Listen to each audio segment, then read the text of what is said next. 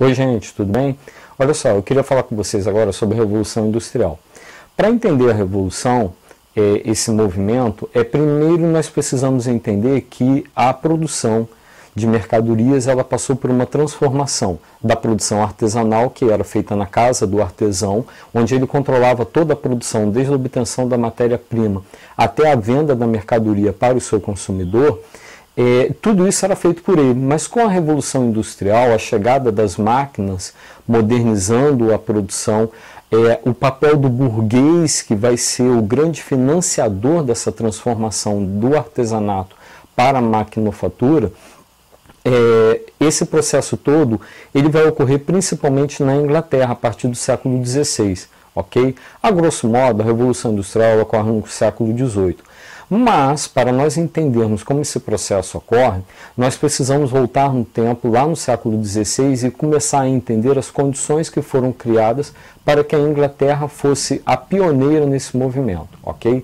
Primeiro de tudo, nós temos que olhar lá no passado, com a dinastia Tudor, quando eles criam as leis dos cercamentos. Gradativamente, aquelas terras comunais, que têm sua origem lá no feudalismo, elas serão transferidas para aqueles agricultores ligados à nobreza, eles são nobres, rurais, que têm dinheiro para financiar uma produção maior, especificamente a criação de ovelhas para a produção de lã, que será encaminhada para as indústrias têxteis da Inglaterra, ok? Mas eu queria falar agora com vocês sobre 4 fatores que criaram realmente as condições para a Inglaterra ser a pioneira nesse movimento, ok? Vamos lá, o primeiro de todos é o crescimento do comércio marítimo. Com a edição dos Atos de Navegação de 1651, durante o governo de Oliver Cromwell, que ocorreu na República Puritana, foi a primeira experiência inglesa de um governo republicano, eles não tiveram outra experiência como essa. O grande feito de Cromwell foi editar os Atos de Navegação, que estabelecia que os produtos ingleses deveriam ser transportados por navios ingleses. Com isso, ele fortaleceu a marinha mercante inglesa e a burguesia inglesa, que agora ela tinha um mercado garantido para os seus produtos, ok? Bem, logo depois nós temos a exploração das colônias, especificamente das Antilhas, onde eles obtiveram muitos recursos nessa exploração colonial, aliado também ao tráfico de africanos escravizados para as colônias americanas. Esse dinheiro que foi obtido pelos traficantes de africanos escravizados, ele foi encaminhado diretamente, ou quase que diretamente, para as indústrias têxteis na Inglaterra. Ou seja, o dinheiro obtido com esse tipo de prática, que é uma prática condenável, ele serviu para financiar o crescimento das indústrias têxteis. A modernização da agricultura. Desde a Idade Média já vinham aparecendo ideias e inovações para modernizar a agricultura e assim ter uma produção maior de alimentos. Mas essa modernização na Inglaterra ela também foi aliada dos cercamentos, porque com os cercamentos, eu já falei isso antes com vocês, agora eles colocam nessas terras, que antes eram terras comunais, que poderiam ser utilizadas por camponeses que não tinham sua terra própria, e ali eles obtinham a caça, obtinham alimentos através da agricultura. Agora esses cercamentos eles foram transferidos para agricultores que tinham mais posse, geralmente eles eram nobres, e com isso eles podem produzir uma quantidade maior de lã para a indústria têxtil. E aí tem um problema com isso daí. E nós temos que atentar muito para isso. Esses camponeses que foram expulsos de suas terras, eles se viram obrigados a procurar emprego nas grandes cidades da Inglaterra. Eles migraram para as cidades. Como eles não tinham uma qualificação profissional, e eles precisavam de emprego, e a mão de obra, e a oferta da mão de obra era muito grande naquele momento, o dinheiro pago a eles, o salário, logicamente foi muito baixo. Então você tinha, com os cercamentos, ele propiciou um crescimento da mão de obra desqualificada que precisava se recolocar no mercado de trabalho a qualquer custo e aceitando as condições que lhe eram impostas. Então as indústrias inglesas elas acabaram se beneficiando dessa condição que foi criada lá no campo. uma massa de trabalhadores desempregados que se deslocam do campo para as grandes cidades em busca de emprego. Como eles não têm qualificação, eles são obrigados a aceitar um emprego por um salário mais baixo, ok? Em quarto, eu queria falar com vocês sobre a força política da burguesia. Quando nós estudamos as revoluções inglesas, eu falei com vocês que a chegada da burguesia ao poder, ela é possível graças às revoluções inglesas, que não é um processo único. Eu vou fazer um vídeo para vocês falando sobre as revoluções inglesas, ok? E no final delas, com a Revolução Gloriosa em 1688, essa burguesia ela consegue se estabelecer no poder de forma definitiva. E com isso, ela vai criar condições para o desenvolvimento do capitalismo. Como? Agora, já que eles estão no poder, eles vão criar o financiamento público da produção, estabelecer esse financiamento, construção e modernização de portos e navios, assinatura de acordos e declarações de guerra visando mercados para os produtos ingleses, ok? E, obviamente, essa burguesia ela vai controlar o poder do rei. O mais importante da Revolução Gloriosa, das revoluções inglesas, é que a Inglaterra ela consegue colocar por terra abaixo o absolutismo monárquico ali. E eles vão nos trazer a ideia de uma monarquia parlamentarista, ou seja, nesse caso, com os atos, a Declaração de Direitos, o Bill of Rights, o rei ele não pode se sobrepor ao parlamento, porque até antes, com o absolutismo, o rei ele poderia criar, editar e aumentar impostos, criar leis, né, no caso, e editar essas leis. E isso era muito grave, porque ele também poderia convocar uma guerra. E o custo disso tudo sempre recairia em cima daquele que produz. E a burguesia, ela estava crescendo e produzindo muito naquele momento. Então ela precisava impor limites a esse crescimento do rei. Lá no passado, quando a burguesia se alia ao rei para estabelecer o absolutismo monárquico, ela não pensou que séculos mais tarde esse poder absoluto do monarca poderia se reverter contra ela própria. Quando ela se dá conta disso, o que ela faz? Ela vai começar a se contrapor a ele. De certa forma, isso foi muito importante para a Inglaterra, porque assim ela consegue, com os burgueses no poder, crescer economicamente e politicamente. E ela vai ser o grande referencial para essa revolução industrial, ok? Antes das indústrias, cabia ao artesão fornecer todos os produtos, os utensílios do uso diário para o consumidor. Então, cabia a ele comprar a matéria-prima, manufaturar essa matéria e entregá-la ao consumidor. Com isso, ele tinha não só um controle total sobre a produção, como ele tinha todo o lucro sobre ela.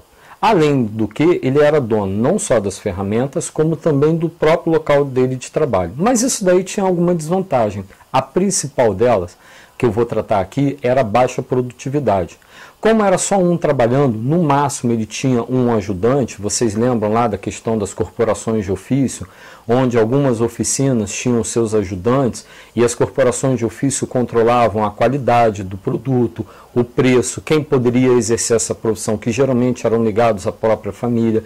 Existia uma avaliação para saber quem poderia passar de ajudante até chegar ao nível de mestre de ofício. Então, essa baixa produtividade que ele tinha impedia ele de atender um mercado mais amplo. Vamos lembrar, a burguesia ela veio crescendo muito na Europa. E um dos papéis fundamentais dela é justamente querer atender o mercado consumidor cada vez maior. Quando a burguesia olha para isso, ela já vai ver um ponto negativo naquilo ali. Isso aí não está legal. Então vamos voltar à questão do artesão. Com essa baixa produtividade, a possibilidade dele de lucro também ficava muito limitada naquilo dali. Então, lembrando, o artesão produzia os utensílios de uso diário, ele tinha uma baixa produtividade, ok? Mas isso daí vai sofrer uma certa mudança entre os séculos XV e XVI. Que tipo de mudança é essa? Os burgueses eles vão perceber que os entraves para essa baixa produtividade. Então o que eles vão fazer? Eles vão fazer um acordo com os artesãos, alguns no caso, e vão comprar a matéria-prima a quantidade que precisa para fazer uma determinada quantidade de produtos, vão entregar na mão do artesão, que vai se comprometer em fazer esse produto num determinado prazo de tempo. Presta atenção, num determinado prazo de tempo. Ele não vai poder mais ter a produção de acordo com o tempo que ele queria. Para o burguês, nesse caso, a produção, para ser viável, ela tem que ser feita num determinado prazo de tempo, ok? E o burguês, depois da mercadoria pronta, ele entregaria para o consumidor. O que acontecia com o artesão é que agora ele não controlava mais a compra da matéria-prima e não tinha mais contato com o consumidor. Ele tinha controle sobre a produção, sobre as etapas da produção, tinha, desde que ela fosse executada em um determinado tempo. Mas ele perdia essa autonomia, ok? Então, o grande problema desse sistema, que vai ganhar o nome de sistema doméstico, o artesão continua produzindo dentro da residência dele, mas agora quem fornece a matéria-prima e quem entra em contato com o comprador é justamente o burguês, que vai fazer com ele um acordo para comprar uma determinada quantidade de produção para atender o mercado consumidor. Para o artesão é vantajoso porque ele sabe que ele vai ter uma produção garantida. Eu preciso produzir essa quantidade X de mercadorias para atender a essa pessoa. Mas em contrapartida ele perdia o controle sobre a compra da matéria-prima e o atendimento ao consumidor. Sempre guardar isso. No sistema doméstico, o artesão perde o controle sobre a compra da matéria-prima e o contato com o consumidor, que vai ficar a cargo do burguês, que faz a compra agora dessa produção. Outra coisa que eu preciso falar muito com vocês é sobre a chamada produção manufatureira. As manufaturas elas já existiam na Europa desde o século XV, mas a partir da segunda metade do século XVII, elas vão ganhar uma força muito grande. E o que eram as manufaturas?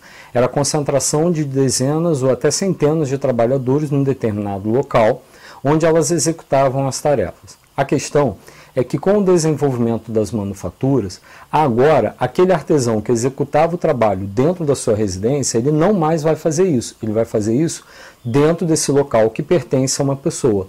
No caso, vai surgir um novo personagem nessa história, que é o papel do patrão. Ele vai pegar aquele artesão que executava a tarefa na sua casa, vai trazer para dentro do galpão, onde agora quem vai controlar todo o processo é ele, não mais o artesão.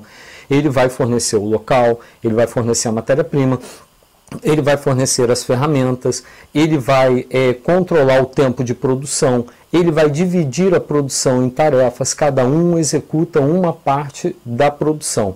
Divisão da produção, porque assim torna ela mais eficiente, ok? Então, esse patrão agora ele vai colocar funcionários para controlar esses trabalhadores, ele vai exigir que essas pessoas tenham um horário determinado de trabalho, essas pessoas não podem mais executar o trabalho de acordo com o tempo que eles achavam legal, agora acaba isso. Agora quem vai controlar até o tempo da produção é justamente o burguês. O grande problema disso daí é que agora o artesão ele não vai mais executar, não vai ter mais o controle dessa produção, ele passa para a figura do patrão, ok? Ele passa a ser apenas um funcionário que executa a tarefa. Na época do artesanato, essa produção era feita dentro da residência dele e nós chamávamos isso de ateliê. Lá ela era feita, a produção ela era feita de forma artesanal, com o tear manual, para poder, por exemplo, tecer fabricar o tecido. Agora, com a questão da manufatura, também é feito dessa forma, porque ainda não tem a inserção da máquina. Mas o grande diferencial é que agora esse artesão ele passa a trabalhar para uma pessoa que vai controlar todo esse processo. Então, assim, não esquece, dentro da manufatura, o processo que antes era executado dentro da residência do artesão, que passou primeiro pela etapa dele controlar tudo, depois passou para o sistema doméstico, onde ele já não comprava matéria-prima e nem atendia o consumidor. Agora, ele já perdeu o controle total, ele passa a trabalhar num local onde ele tem controle de tempo, controle de produção, ele tem horário para começar a trabalhar e parar o trabalho, mas a produção ainda é feita de forma artesanal. Então a questão da manufatura guarda isso, nós passamos por controle primeiro da produção todinha na mão do artesão, depois o sistema doméstico e agora nós temos a manufatura, onde todo o processo é feito num local criado, controlado, pelo burguês. Bem, gente, agora nós vamos começar efetivamente sobre a Revolução Industrial. Olha, agora nós vamos começar a falar sobre o outro processo, que é justamente a substituição da manufatura pela maquinofatura. Ok? Gradativamente, a partir do século XVIII, a manufatura começou a ser substituída pela maquinofatura, ou seja, agora máquinas foram inseridas nesse local de trabalho, onde a produção inicialmente era feita de forma artesanal, e agora esse operário, esse trabalhador artesão, ele vai começar a operar essas máquinas que terão uma produtividade muito maior em muito menor tempo. O grande barato disso daí é que agora as indústrias elas vão começar a fornecer uma quantidade maior de mercadorias para o mercado consumidor, vai propiciar uma diminuição no preço da mercadoria, uma agilidade maior na produção, porque ela é mais rápida, e a grande quantidade de mercadorias que chegam. A revolução vai ocorrer justamente nisso daí. A chegada da máquina no local de trabalho, substituindo o homem em tarefas que antes eram executadas totalmente por ele, agora vão ser passadas para a máquina. Então a máquina ela vai conseguir uma agilidade muito maior. E o primeiro setor a incorporar isso daí é justamente o setor têxtil da Inglaterra. Por quê? Foi mais fácil porque diversos avanços tecnológicos na produção de tecidos foram sendo incorporados ao longo dos tempos para poder agilizar essa produção.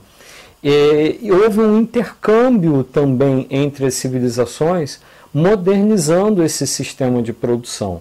Um dos exemplos é o sistema de tear a fitas, que foi trazido do Oriente e incorporado na Inglaterra. E depois ele foi melhorado, passando por algumas modificações que permitiram a ele se adaptar de forma melhor a essa revolução industrial. Até o momento que nós chegamos ao quê? Ao tear totalmente mecânico. Okay? Primeiro nós tivemos o tear movido à água, onde o tear era construído numa casinha ao lado de rios, e através do sistema de uma roda em cima do rio, movia o tear. Depois é que vem o tear movido a vapor, para poder melhorar essa produção. Isso no século XVIII. Agora, isso daí foi possível também porque essas fábricas de tear, elas começaram na Inglaterra a investir na melhoria desse equipamento. É uma das características da livre iniciativa privada, que eles conseguiam agora canalizar os recursos. Lembra da Revolução Gloriosa? Agora a burguesia consegue canalizar esses recursos, uma parte deles, para investimentos na melhoria da produção. E nós não podemos esquecer também que com as suas colônias, especificamente na Índia, a Inglaterra ela conseguia trazer algodão a preços mais baratos para atender a demanda das fábricas inglesas. A indústria tem um produto diferenciado, diversificado para atender o seu consumidor. Então, a Inglaterra ela conseguia produzir esse algodão nas Índias, que era trazido pela Companhia das Índias Orientais para a Inglaterra, e assim eles atenderiam às suas indústrias. Então, aí nós vamos chegar num ponto crucial, para entender por que desse pioneirismo inglês. Ele vai ser possível graças, primeiro, à chegada da burguesia ao poder, limitação do poder do rei através de uma monarquia parlamentarista, investimentos que a burguesia agora faz na produção têxtil e mudanças da produção, que antes ele deixa de ser, antes ele era artesanal, ele deixa de ser artesanal e ele agora vai passar a ser totalmente mecanizado. Não esquecendo, ele é mecanizado, mas sempre tem um homem ali do lado para manipular a máquina e ver como a produção está se encaminhando. Mas uma das desvantagens é que a quantidade de trabalhadores também vai diminuir, porque se antes você tinha 50 trabalhadores para produzir uma peça de tecido, agora você tem, se bobear, 5, que são justamente aqueles que vão colocar o fio na máquina, vão consertar a máquina, vão prestar atenção se o processo está se encaminhando como deveria se encaminhar. Então, o pioneirismo inglês ele não é graças a um invento só. Bem, gente, agora eu vou ter que dar uma lida porque é muita coisa, muito detalhezinho, então para eu me perder pode ser fácil, né? Bem, primeiro vamos lá, os inventos da Revolução Industrial. Bem, inicialmente o tear ele era fabricado em madeira e o motor dele era a força hidráulica, como eu já falei. E muitas indústrias colocavam as suas fábricas ao lado dos rios para ter acesso a esse tipo de força, entendeu? E aí vem aquela grande pergunta: por que a máquina a vapor, que foi inventada por James Watt em 1769, foi adotada como marco inicial da Revolução Industrial? Porque coube a ela retirar a água das minas de carvão, porque o carvão na Inglaterra, que eles têm em grande quantidade, que ajudou demais a Revolução Industrial, nós não podemos deixar de incluir o papel dele nesse processo, ele tem um poder de combustão muito maior. E aí a metalurgia na Inglaterra ela também vai ganhar muita força. E aí vai ocorrer uma mudança. Aquelas máquinas que eram feitas inicialmente de madeira, agora elas serão feitas em larga escala utilizando o ferro, graças a isso. Por isso que a máquina a vapor é considerada o motor principal dessa indústria que vai receber o nome de sistema fabril. E que nós sabemos que, na realidade, já falou disso anteriormente, ela vai se desenvolver por uma conjunção de fatores. A Inglaterra já tinha um mercado de tráfico negreiro, a Inglaterra já tinha o mercado consumidor da América e da Europa, quase todo ele nas suas mãos. Lembra do Tratado de Methuen com Portugal, ou Tratado de Panos e Vinhos, que tornou a economia portuguesa muito dependente da economia inglesa, porque Portugal fornecia vinhos a preço barato para a Inglaterra, que fornecia o tecido, perdão. A Inglaterra vendia os tecidos para Portugal a um custo de produção maior e também lucrando mais. Então a balança comercial nesse caso aí, ela era muito mais favorável para a Inglaterra do que para Portugal. Então a Inglaterra ela tem uma conjunção de fatores que nós não podemos deixar de levar em consideração. Deixa eu pegar aqui para eu não me esquecer deles. Que é o quê?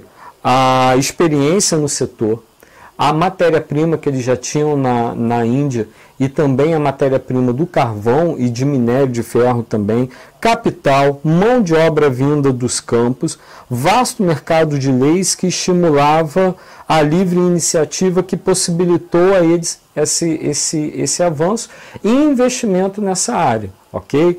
Então vamos lá.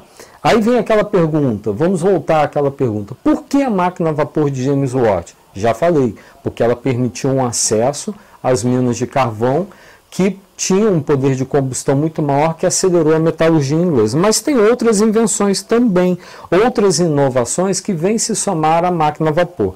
Vamos falar da lançadeira volante de 1735, inventada por John Kay. Ela permitia fabricar tecidos largos em menos tempo e com reduzida mão de obra. O Spinning Jenny, de 1764, invento de James Hargreaves, que consistia em uma roda de fiar na qual o artesão controlava 8 fusos de uma vez, podendo chegar a 80 fusos. A Waterframe, de 1769, patenteada por Richard Arkwright. O invento usava a água como força motriz para produzir fios mais grossos, permitindo a fabricação de tecidos puros de algodão. Daí o nome, Waterframe. E a Mule Jane, de 1779, tudo no século XVIII, inventada por Samuel Crompton. A máquina cruzava a tecnologia da Jane com a da Waterframe, fabricando um fio fino e resistente que podia ser utilizado na produção de tecidos de algodão, musselinas e de vários outros materiais. Então, essa revolução industrial ela é possível por aquele conjunto de fatores, mas também pelo desenvolvimento de novas tecnologias que vêm se somar à máquina a vapor. Claro, ela sempre vai ser considerada o marco inicial dessa revolução. Outro fator importante para nós entendermos a revolução industrial é entender também a revolução que houve nos transportes. Desde o século XVI já existia na Inglaterra um transporte sobre trilhos. Mas essa revolução ela vai acontecer mesmo dentro das minas de carvão. Como assim? Com o aumento da demanda da procura de carvão e minério de ferro, os mineradores precisavam de um meio mais prático para levar esse material para fora das minas de carvão. Como é que eles faziam? Eles colocavam pedaços de madeira no chão e empurravam os vagões por ali. Mais tarde, eles vão utilizar pedaços de ferro no chão, onde eles vão deslizar de forma mais fácil esse vagão por ali. Acontece que isso ainda era uma tarefa um pouco difícil, mas aí alguns ferreiros junto com os mineradores, elaboraram um sistema de trilho onde o vagão deslizava de forma muito mais fácil. Aí era viável puxar não só um, mas vários vagões, que aí eles utilizavam cavalos para fazer essa tarefa de tirar o vagão de dentro da mina e levar até o exterior. Mais tarde, no início do século XIX, um inventor, Richard Trevithick, o que ele fez? Ele usou a ideia da máquina a vapor, inventada por James Watt, para poder patentear uma outra máquina que agora utilizaria o mesmo sistema, mas seria ela a executar essa tarefa que era feita pelos cavalos. Então ela vai puxar agora o vagão não só de dentro da mina, mas vai levar para o seu exterior até os portos. Com o passar do tempo, outros inventores vieram a se somar a ele, aprimorando essa invenção e tornando ela mais eficiente. Imediatamente, quase que imediatamente, outros países aderiram à mesma prática e aí começou-se a criar um sistema de transporte baseado na linha férrea, que é utilizado até hoje em larga escala no mundo inteiro. Mas e os trabalhadores no sistema fabril? Bem, grandes mudanças afetaram os trabalhadores dentro desse sistema e nós vamos lançar o nosso olhar agora sobre essas mudanças. Primeiro de tudo, nós temos que lembrar o que ocorre lá no passado com eles. Eles gradativamente perdem espaço na cadeia produtiva. Ela passa cada vez mais para o papel do burguês, que aí surge o papel do patrão, surge a indústria, e ele já não domina todo o processo produtivo. E a instalação das fábricas nos grandes centros urbanos, nós temos que entender que as fábricas surgiram próximas às cidades, justamente para atender o mercado consumidor que era mais próximo. Então você gastaria menos para transportar essa mercadoria, e aí volto naquela questão dos cercamentos, que ocorre o quê? Você tem uma grande concentração de mão de obra barata nos centros urbanos, que pode atender essas indústrias. Bem, a instalação dessas fábricas ela vai criar um novo sistema de valores e de mentalidade dentro da Europa, dentro dessas cidades urbanas. Essa sociedade que surge nos centros urbanos, ela vai ser muito moldada por esse sistema de valores, pela relação patrão-empregado, pela relação do trabalho, que agora é diferente. O trabalho não é regido mais pelo tempo da natureza, pelo tempo da pessoa, do artesão.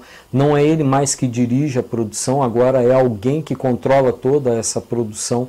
Então as relações elas passam a ser também muito impessoal. Por quê? Porque você não tem mais o artesão atendendo o seu cliente, onde ocorria aquela conversa, o diálogo entre eles para chegar a um consenso do que eles queriam. Agora você vai comprar um produto que já é feito de uma forma igual para todo mundo. Então se você vai comprar um copo, você vai chegar numa prateleira e tem 500 copos iguais. Uma cadeira, você vai comprar uma cadeira que já tem 500, 1000, por quê? É o sistema de produção que agora é dessa forma. Então você tem um produto mais barato, é mais acessível para você, você tem uma geração de empregos maior, mas em contrapartida as relações pessoais elas foram se tornando impessoais. Então essas mudanças que as fábricas produziram na sociedade moderna vão marcar demais a nossa vida até hoje. Também é importante lembrar o papel do relógio. Ele vai controlar agora a dinâmica do trabalho dentro das fábricas. Agora você tem tempo para chegar, você tem um momento certo para você almoçar, para voltar do almoço e para sair. E entre esses intervalos, você tem que ter uma produtividade condizente com a demanda que existe. Senão você não atende às necessidades básicas que a indústria pede. Então, uma das mudanças que nós sentimos é o do uso do relógio. Até alguns historiadores alegam que antes da Revolução Industrial, o papel do relógio ele era muito pequeno. As pessoas achavam bonito, interessante para controlar o tempo, mas elas controlavam o tempo mais com a natureza. Agora já é de manhã, já é de tarde. Eu estou com fome, eu vou almoçar agora, assim, não importa se é meio-dia ou 3 horas da tarde. Com a Revolução Industrial, o uso do relógio se intensificou, porque agora você precisa ter um controle absoluto da produção. E aí o tempo é fundamental, é a máxima do capitalismo. Tempo é dinheiro. Se você perde tempo, você logicamente está perdendo dinheiro. Dentro da Revolução Industrial, nós também não podemos deixar de falar do papel da mulher, da criança e da questão da moradia dos trabalhadores. Então vamos primeiro ao papel das mulheres. Bem, os empresários eles tiveram uma grande fonte de lucro com o trabalho naquele momento. Como eles pagavam muito pouco para os trabalhadores, o trabalho passa a ser uma fonte de lucro muito grande para aqueles empresários. Mas é preciso entender que naquele momento nós ainda não tínhamos a questão das leis trabalhistas. O trabalhador daquele período, século XVIII, XIX, início do século XX, ele ainda vai demorar muito a ser protegido por leis. E aí as relações entre ele e o patrão serão marcadas basicamente, naquele momento, por exploração, porque ele não tem como se defender. Ele é uma pessoa que, descendente de quem migrou do campo, ou ele mesmo migrou do campo em busca de melhores condições de trabalho, e quando ele chega nas grandes cidades, ele vai se sujeitar às condições que são impostas pelo empresário, que está objetivando naquele momento o lucro em cima do lucro. Bem, no caso das mulheres, então, é muito peculiar, porque as mulheres elas eram vistas sempre como uma pessoa dócil e elas viviam sob a tutela do marido ou dos pais. E a mulher, quando ela trabalhava, era justamente para complementar a renda, nem sempre era para ela poder sustentar a família por inteiro. Bem, e justamente por isso dela ser vista como uma pessoa dócil sob a tutela do marido, ela acabava recebendo um salário bem inferior em relação aos homens. E por causa disso, muitos empresários se aproveitaram dessa situação e acabaram contratando um contingente de mulheres muito grande, porque aí eles poderiam pagar um salário inferior a elas. Não teriam que pagar a mesma coisa que pagavam para os homens. E as crianças? As crianças. Naquela época, as crianças a partir de 7 anos elas já eram contratadas para trabalhar nas fábricas. E aí elas executavam tarefas que muitas das vezes o adulto não conseguiria executar, como era mexer em alguma peça numa máquina que era muito apertada, porque as fábricas eram ambientes, apesar de grandes, ali dentro tinha muita máquina, não se pensava num ambiente adequado para o trabalhador, onde ele pudesse executar a tarefa dele, respeitando a saúde e respeitando o andamento do trabalho. Não existia esse tipo de mentalidade, existia só a questão do lucro. Então eles botavam essas crianças para executar essas tarefas, era um trabalho cansativo, penoso, algumas morriam por causa dessas tarefas, porque era algo muito difícil de se executar, e elas recebiam aproximadamente 1/5 do que o adulto recebia. Então elas também formavam um contingente muito grande de trabalhadores nas fábricas. Outra coisa muito ruim também era a questão das moradias. Muitos dos empresários construíam as casas, que eram vilas de operários, e alugavam essas casas para os trabalhadores. E eram casas geralmente geminadas, onde várias famílias habitavam o mesmo ambiente. E eram casas pobres. Lembrando que a Inglaterra é um país de clima muito frio. No inverno, então, a situação deles ficava muito difícil. Banheiro, então, nem pensar. O banheiro era um buraco do lado de fora da casa, onde eles atendiam as necessidades básicas deles.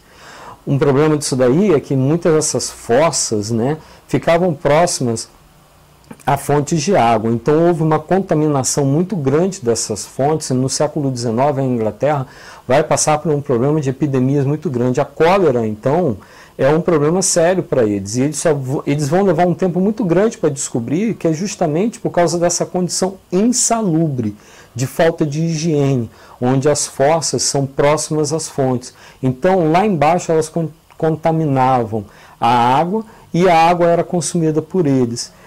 Quando eles perceberam, eles fizeram muitas obras na Inglaterra para poder sanar esse problema, porque a classe trabalhadora já não conseguia trabalhar mais. Um dos pensadores do século XIX que vai lançar um olhar sobre isso é Engels, e ele fica assustado com a condição de miséria que o trabalhador vive naquele momento. E ele vai questionar se a riqueza de uns deve ser feita em cima da exploração de outro, e esse outro não ter direito nem mesmo de reclamar. Veja bem, o trabalhador não tinha direito de reclamar. Ele não tinha o direito de se associar. Nós veremos isso aí mais adiante. E a sociedade da Revolução Industrial, ela vai sofrer alguma modificação? Vai sofrer uma modificação sim. O que acontece é que vai surgir duas novas classes sociais. A primeira é a da burguesia, que é formada por empresários, donos de comércio, donos de indústrias, donos de bancos, donos de ferrovias. E esse nome ele deriva do termo burgo da Idade Média, que eram justamente os locais, as cidades onde se concentravam artesãos e comerciantes. Daí vem esse termo, burguesia. A outra classe social é justamente a do proletariado, que é formada por operários, trabalhadores, que sem condições de sobreviver sozinhos, eles vendem sua força de trabalho para o grande empresariado, que paga eles por uma jornada de trabalho. O grande problema dessa divisão social é que o proletariado ele acaba, de certa forma, sendo explorado pelo empresariado na Inglaterra do século XIX. Então, as péssimas condições de trabalho, as longas jornadas de trabalho, as demissões sem justa causa, sem motivo, o baixíssimo salário que eles recebiam, a falta de direito deles se associarem em classes, já desde o século XVIII, vai despertar neles a necessidade deles passarem a se associarem em classes. Daí eles vão começar a buscar a formação dos primeiros sindicatos para poder lutar pelos seus direitos. As primeiras associações de sindicato vão surgir na Inglaterra no século XVIII, mas ainda de forma clandestina. Nós temos os sapateiros e os tecelões, que vão se unir ali, mas sempre temendo demissões sem motivo, a perseguição do patrão, a perseguição da polícia, a prisão. Eles vão sempre atuar de forma muito clandestina. Em 1799, os trabalhadores ingleses vão ter um problema muito sério, que é a proibição deles se associarem em classe para lutar pelos seus direitos. Agora existe um dispositivo legal que poderia punir os trabalhadores que tentassem reivindicar alguma coisa. A situação só vai mudar em 1824, quando o parlamento decide aprovar uma lei autorizando os trabalhadores a se associarem em classe. Isso também, segundo alguns historiadores, é porque muitos dos patrões, e o parlamento também, temia que, se não fosse dado esse direito a eles, eles pudessem praticar ondas de greves, protestos pelas ruas, quebra-quebra, isso pararia o trabalho e assim eles teriam uma dificuldade enorme de continuar a produção na Inglaterra. Então, para preservar as indústrias, essa lei acaba surgindo, segundo alguns historiadores. E a partir dessa lei, eles vão formar as chamadas trade unions, que são os sindicatos, e que vão se espalhar de forma muito rápida por toda a Inglaterra. Depois de 1824, outro movimento reivindicará outros direitos para os trabalhadores, é o chamado movimento cartista de 1838. Esse movimento começa quando um grupo de trabalhadores consegue encaminhar uma carta ao parlamento pedindo para que eles tenham direito a voto, que eles possam se candidatar-se a cargos eletivos. Mas o parlamento recusa esse protesto dos trabalhadores, essa reivindicação, e não aceita. Bem, acontece que eles conseguem mais de 1 milhão de assinaturas e encaminham para o parlamento, desencadeando uma nova onda de protesto. Em 1839 vai ocorrer o seguinte: os mineradores vão marchar em solidariedade aos operários, mas acontece que nesse protesto dos mineradores, 22 trabalhadores serão mortos, porque a polícia chegará nesse momento e tratará eles a bala. O governo inglês, naquela época, não estava a fim de dialogar com os trabalhadores. Só em 1840, o movimento cartista vai apresentar uma outra reivindicação, agora até mais radical, exigindo que eles possam também ter aumento de salário, diminuição da jornada de trabalho, que era até de 15 horas, veja bem. Então esse movimento ele vai conseguir, na realidade, 3 milhões de assinaturas. Cultural, nós podemos falar sobre a literatura. Grandes nomes da literatura surgirão nesse momento, analisando essa sociedade que surgiu no bojo da industrialização. Entre esses autores, nós podemos citar o poeta Charles Baudelaire, que é uma literatura muito pesada. Nós temos o Edgar Allan Poe, que traz aquelas grandes obras de mistério, suspense, pânico, pavor, terror, melhor dizendo. E temos o grande nome da literatura inglesa do século XIX, que é Charles Dickens, que vai fazer uma literatura crítica dessa sociedade da Revolução Industrial, onde ela acentua a divisão social e os graves problemas advindos dela.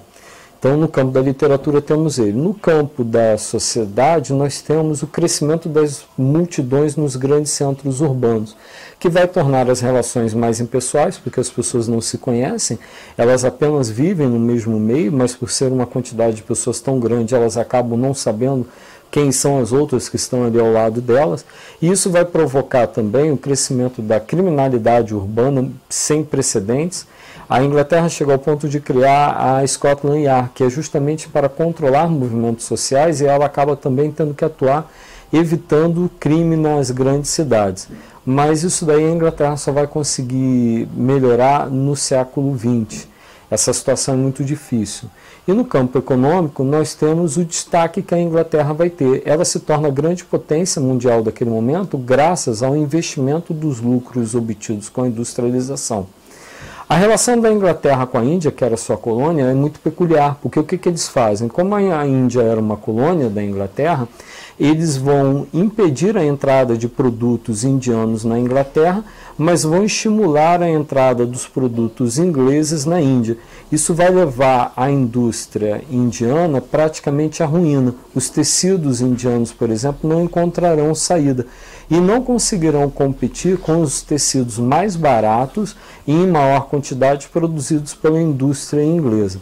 Essa industrialização é bem peculiar, porque nós não podemos deixar de salientar o papel das ferrovias. Os ingleses, cientes de que o tempo era dinheiro, eles, para facilitar o transporte de pessoas, mercadorias e matérias-primas, eles vão construir uma grande rede de ferrovias, não só na Inglaterra, mas a Europa também vai acompanhar esse processo, e que vai facilitar demais o escoamento da produção inglesa para o mercado consumidor. As outras nações vão acompanhar essa industrialização e muitas das vezes vão se tornar, vão adquirir financiamento às grandes instituições bancárias inglesas. Os ingleses, nesse momento, vão se tornar os grandes defensores do liberalismo econômico, porque as outras nações, ao ver o desenvolvimento dos ingleses, ancorado justamente no liberalismo, vão entender que ele é a melhor forma de alcançar a prosperidade. E, em contrapartida, eles vão usar o liberalismo naquele momento para fazer uma grave crítica ao modelo econômico que era vigente na Europa até o final do século XVIII e início do século XX, que era justamente o mercantilismo, marcado pela forte presença do Estado na economia. O liberalismo ele será um grande crítico disso. Então, as outras nações, ao olharem para o exemplo inglês, vão falar, olha, está vendo o que está acontecendo na Inglaterra? O Estado lá não está se intrometendo na economia como o Estado se intromete aqui. Então, nós temos que seguir o exemplo em inglês. Aí são os fatores que vão tornar a Inglaterra aquela que vai iniciar a Revolução Industrial e vai tomar a ponta desse movimento sem parar.